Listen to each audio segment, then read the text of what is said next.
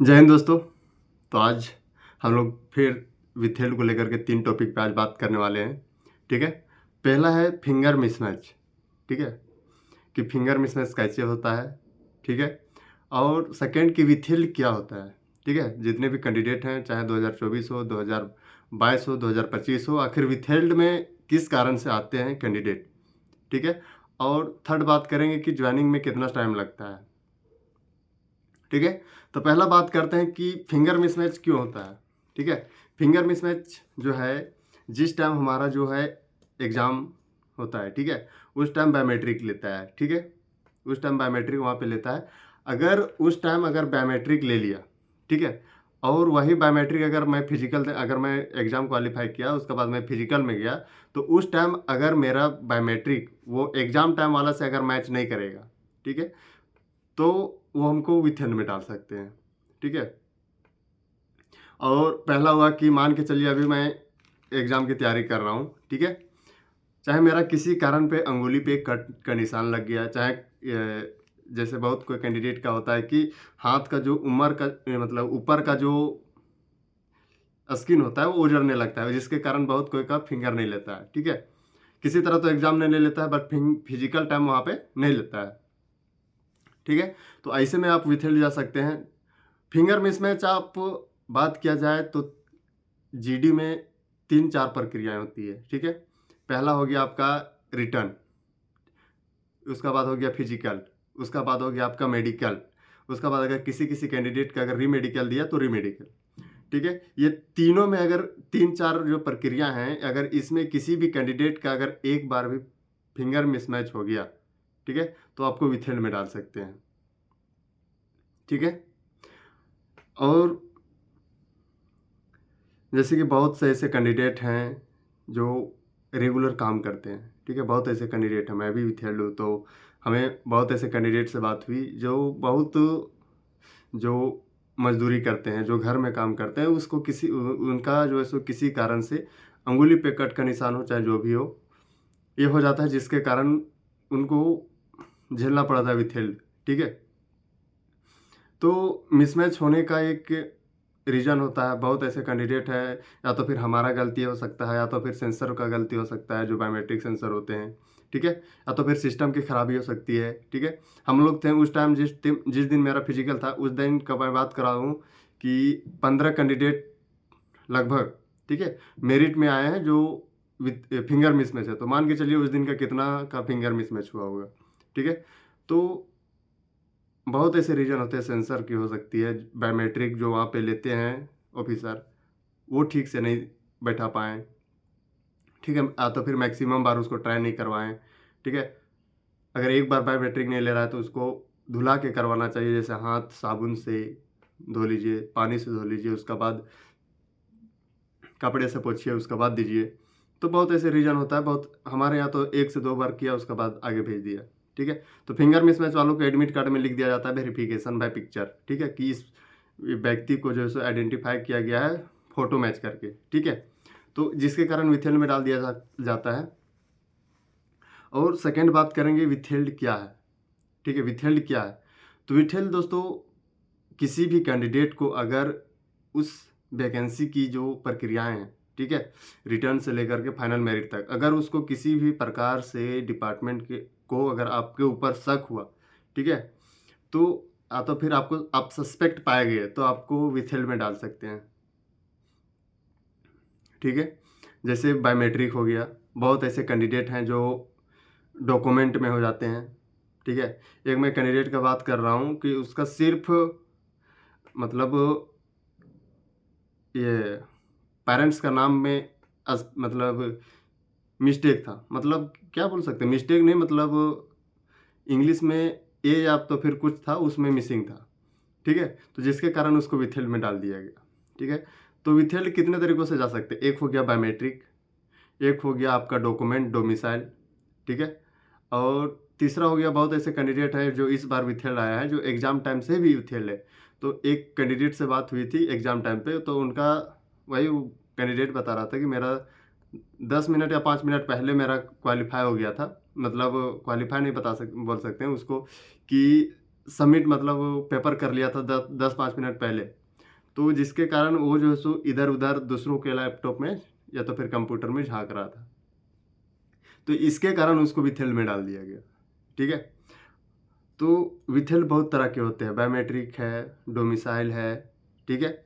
Maximum यही 2 reason होते हैं, ठीक है? डोमिसाइल, ठीक है? और ये बायोमेट्रिक। डोमिसाइल जैसे कि कोई कैंडिडेट है, जैसे मैं हूँ झारखंड से, ठीक है? मैं असम का डोमिसाइल बना लिया, जिसके कारण हम विथेल्ड में डाल सकते हैं, ठीक है? और कोई कैंडिडेट कहाँ का है, देखा कि कट ऑफ वहाँ का कम जाता है, वहाँ पे वो डोमिसाइल बना करके फर्जी वहाँ से ये कर लिया, तो उसको विथेल्ड में डाल सकते हैं, ठीक है? और बात किया जाए, हाँ, बहुत से ऐसे डॉक्यूमेंट में भी जाते हैं जिसका मैट्रिक में नाम गलत है, आधार कार्ड में नाम गलत है, ठीक है? या तो फिर फॉर्म भरने टाइम वो कुछ भर दिया, अभी डॉक्यूमेंट में कुछ है, तो ये चीज़ में आप विथेल्ड जा सकते हैं, ठीक है? अब थर्ड है कि ज्वाइनिंग कितने समय बाद होती है विथेल्ड वालों की। तो दोस्तों विथेल्ड वालों की ज्वाइनिंग का कोई टाइम लिमिट नहीं है, ठीक है? ऐसे तो विथेल्ड का प्रक्रिया का 6 मंथ ड्यूरेशन है, बट 6 मंथ प्लस भी लग सकते हैं, ठीक है? बहुत ऐसे कैंडिडेट, अभी मैं बात कर रहा हूँ कि 2022 का 22-23 कैंडिडेट है बैच का, उसका अभी 2025 ये सितंबर अक्टूबर में कुछ कैंडिडेट का ज्वाइनिंग आई है, ठीक है? तो इसका कोई टाइम लिमिट नहीं होता है, ठीक है? बहुत कोई, अगर आप फोर्स से भी बात किए होंगे, ठीक है? या तो फिर एसएससी ऑफिस गए होंगे, ठीक है? तो वो क्या कहेंगे कि नहीं ज़्यादा टाइम नहीं लगेगा, 3 से 4 महीना में हो जाएगा, ठीक है? तो उनका कहना रहता है, बहुत ऐसे कैंडिडेट हैं जिनका भाग्य अच्छा रहता है, जो 3 महीना 4 महीना, मैं अपना ही दोस्त का बात बता रहा हूँ, एक बीएसएफ का है, 2000 मेरा ही बैच का 2025 का, उसका अप्रैल में ही ज्वाइनिंग हो गई, ठीक है? 4 महीने में। और बहुत ऐसे कैंडिडेट है 6 महीना के अंदर हो गया, किसी का अभी तक नहीं आया है, किसी का अभी तक वेरिफिकेशन नहीं चालू हुआ है, तो ऐसे-ऐसे रीज़न्स होते हैं, ठीक है? और बात किया जाए, जैसे कि बहुत ऐसे कैंडिडेट थे जो सीपीओ को विथेल्ड के लेकर के बात कर रहे थे, तो सीपीओ में विथेल्ड बायोमेट्रिक भी होते हैं, डॉक्यूमेंट होते हैं, तो बट वो ऑफिसर रैंक के जो पद हैं, उनमें विथेल्ड बहुत ही जल्द क्लियर कर दिया जाता है। जैसे मैं अभी सीजीएल की बात कर रहा हूँ, शायद ये इससे पहले वाला होगा, उसमें 15 से 20 दिन में विथेल्ड क्लियर कर दिया था, तो शायद मे भी हो सके तो सीपीओ का भी विथेल्ड क्लियर 1 महीना से पहले या तो फिर 2-3 महीना के अंदर करवा दें, क्योंकि सीपीओ में अधिकतर कैंडिडेट नहीं होते, उनको साथ में ही ये ट्रेनिंग करवाना होता है, तो इसीलिए उसका प्रक्रिया फास्ट चलती है, ठीक है? देखिए कांस्टेबल जीडी में तो अभी फिर आने वाला है नवंबर-दिसंबर में, ठीक है? अगर उनको रहता है कि क्या होगा, 1 साल वेट ही कर ले, ठीक है? तो अगले बैच में करवा दो, लेकिन सीपीओ में ऐसा नहीं होता है। सीपीओ में बहुत दिन बाद वैकेंसी आती है, तो उसको जल्द पूरा करवाना रहता है, इसीलिए उसका विथेल्ड पहले क्लियर होती है, ठीक है? तो मान के चलिए, अगर मैक्सिमम बात किया जाए तो 1 साल, 1 साल के अंदर आपका 99% चांस है कि विथेल्ड वालों की ज्वाइनिंग हो, ठीक है? उससे पहले बात किया जाए तो मिनिमम मैं बता रहा हूँ, 5 से 6 महीना टाइम आपका कहीं नहीं जाएगा, मिनिमम बता रहा हूँ, ठीक है? आप चाहे कोर्ट केस कर लीजिए, ठीक है?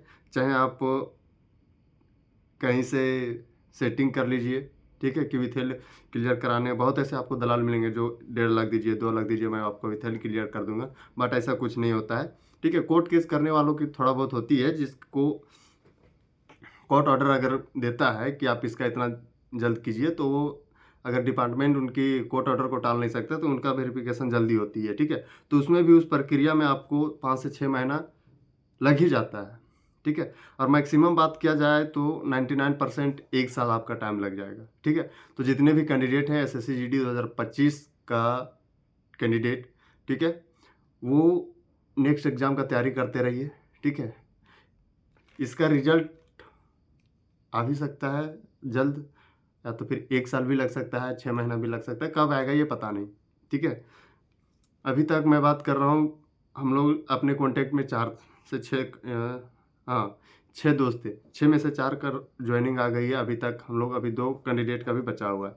देखते हैं क्या होता है आगे, अभी फिर भी स्टेट एग्ज़ाम का तैयारी अभी चल रही है कुछ, ठीक है?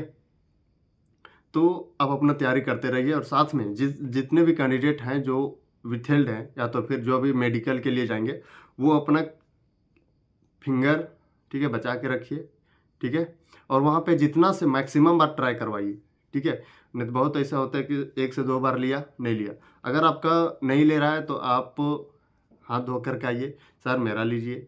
बाद में बहुत दिक्कत होता है। 9 से 10 महीना वेट करने का मतलब आप जान रहे हैं कि ज़िंदगी में 10 कदम पीछे चल जाना, ठीक है। अगर आपके पास अगर बेस्ट अपॉर्चुनिटी है नेक्स्ट एग्ज़ाम की तैयारी करने की तो बढ़िया बात है, वरना बहुत ऐसे कैंडिडेट हैं कांस्टेबल लेवल पे वही जाते हैं जिनका आर्थिक स्थिति ठीक नहीं होता है, ठीक है। तो वही अधिकतर जाते हैं। तो ऐसा नहीं है, लेकिन विथेल वालों की जॉइनिंग होती है बट टाइम लगता है, बट कितना टाइम लेगा ये पता नहीं। बट मैक्सिमम मैं बता रहा हूँ कि 1 साल और मिनिमम 5 से 6 महीना तो आपका कहीं नहीं जाएगा, ठीक है। तो कम से कम जो अभी मेडिकल देने जाएंगे, ठीक है, और रीमेडिकल देने जाएंगे, उनको कम से कम ध्यान रखें कि जब भी बायोमेट्रिक देने जाए तो हाथ को अच्छी तरह से धो लें और उसको कपड़े या रुमाल में अच्छी तरह से पोंछ के दीजिए, ठीक है, ताकि आप विथेल्ड ना जाएं। और जितने भी कैंडिडेट विथेल्ड से बचना चाहते हैं वो अपना डॉक्यूमेंट अभी सुधरा लें, ठीक है। डोमिसाइल, कास्ट वोस्ट जितना भी है वो सब तैयारी करें, ठीक है। काहे कि नवंबर के फर्स्ट वीक में आप लोग का स्टार्टिंग हो जाएगा, ठीक है। तो मिलते हैं नेक्स्ट वीडियो में। आज के लिए यहीं तक। जय हिंद।